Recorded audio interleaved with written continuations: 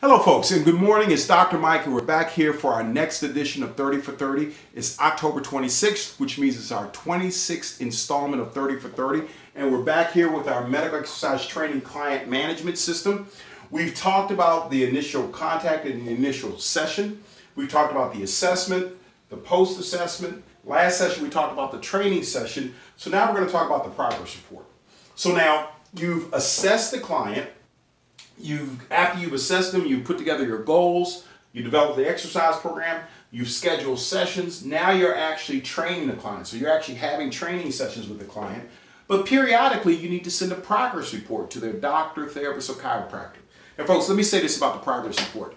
The progress report is probably the best piece of marketing that you can do to attract referrals from doctors, therapists, chiropractors, insurance carriers, occupational nurses, any medical professional. They like progress reports. As I've said before many times with 30 for 30, with everything in medicine, there's a paper trail, whether it's a hard copy paper trail or a digital paper trail. We must send progress reports to update people with regard to what's going on, and the magic number is 30 or 30 days. Pretty much every prescription lasts 30 days. Every procedure, we need to go back and review what's going on 30 days later.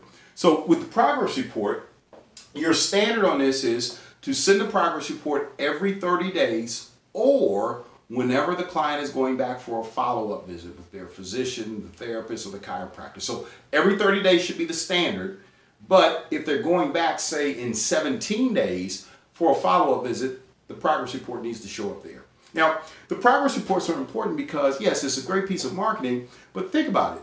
You go to a doctor, you've got a knee injury. He decides or she decides they want to get an MRI. You go out and get the MRI done. They schedule a follow-up appointment 4 days later.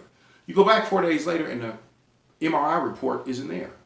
Was that a waste of time? A waste of the doctor's time? A waste of your time? A waste of a visit? And you probably had to pay for it too, your copay.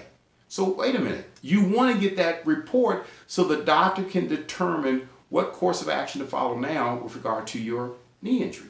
Same thing holds true here. If the client has been referred to you by a physician, a physical therapist, a chiropractor, and they're going back for a follow-up visit, you need to be professional enough to say, hey, Dr. Smith or Dr. Jones, here's what's going on with our client. Now, there's an art form to actually writing progress reports.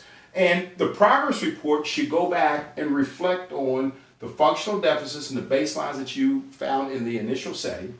And they also reflects back on those short-term and long-term goals. So this progress report should be no more than 1 page. Folks, years ago, I bought an isokinetic testing system in one of my physical therapy offices. It spit out a report that was color and different color inks and everything. And I asked a local orthopedist if he had gotten one of the reports I'd sent him. And he kind of laughed at me and said, yeah, I got the report, but I didn't read it. He said, I don't have time to read 8 pages. And suddenly I realized physicians, therapists, chiropractors, they're busy. Make your progress report 1 page.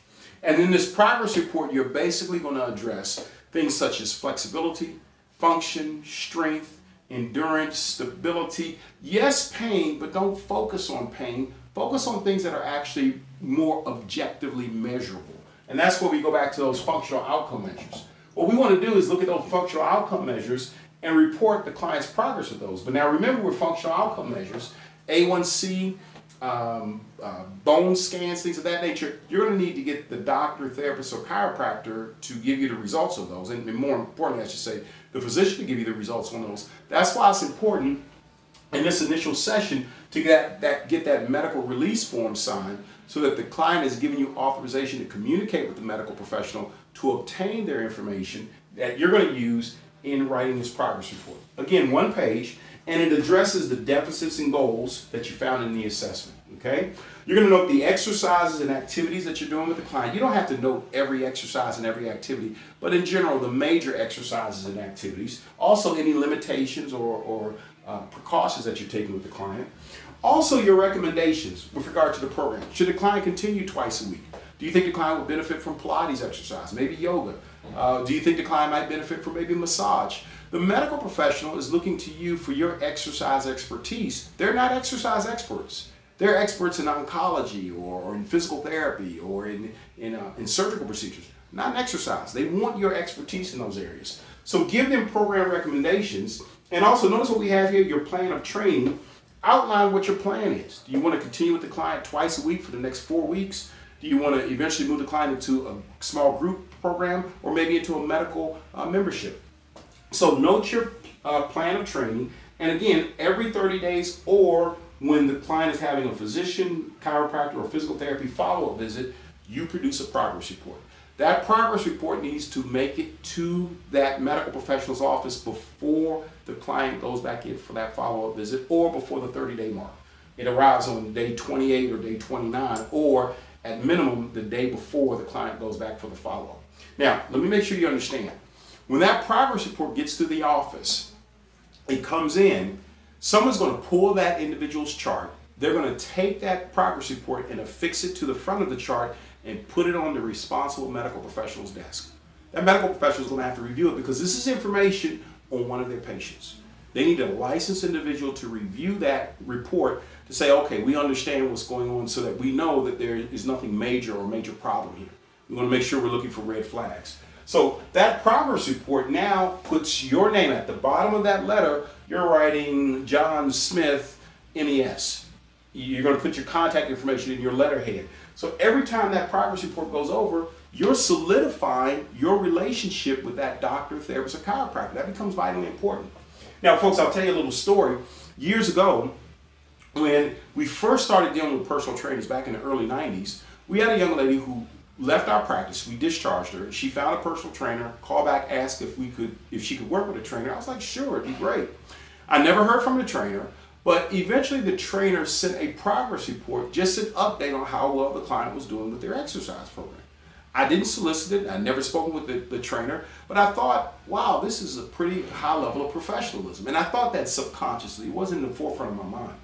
But a few months later, when we had a client that came in and asked if she could work with a personal trainer when we discharged her, I sought out that patient's chart and found that progress report.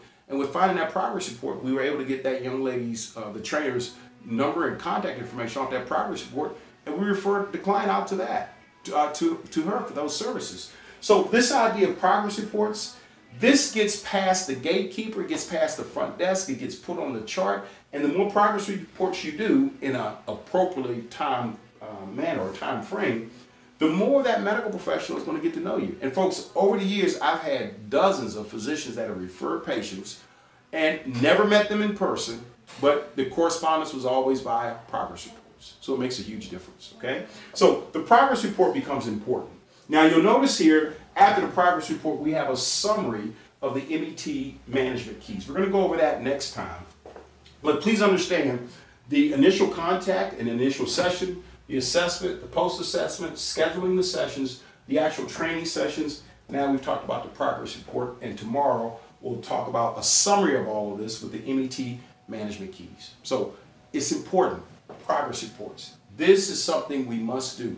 It will bring great light to the great work you're doing out there as a medical exercise specialist when you start sending progress reports. I ask this question in all of our MES courses.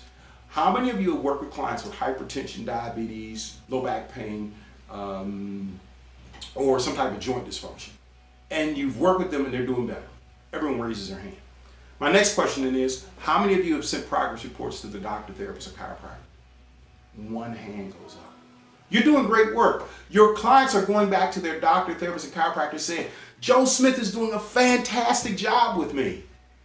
Okay, the doctor's like, okay. But with no progress report or no follow-up in-person visit, your work is great, but you're nebulous. You're just a person floating around out there. So please, if you would, start doing these progress reports. It's a vitally important component of this medical exercise training client management system, and we'll be back tomorrow to talk about the keys and a summary. So thanks for listening in. Please go over to MedX Pro 360. Check out our information there, our community for medical exercise professionals. We'll be glad to have you involved, and have a great remainder of the day. We'll see you tomorrow, folks. All the best. Bye-bye.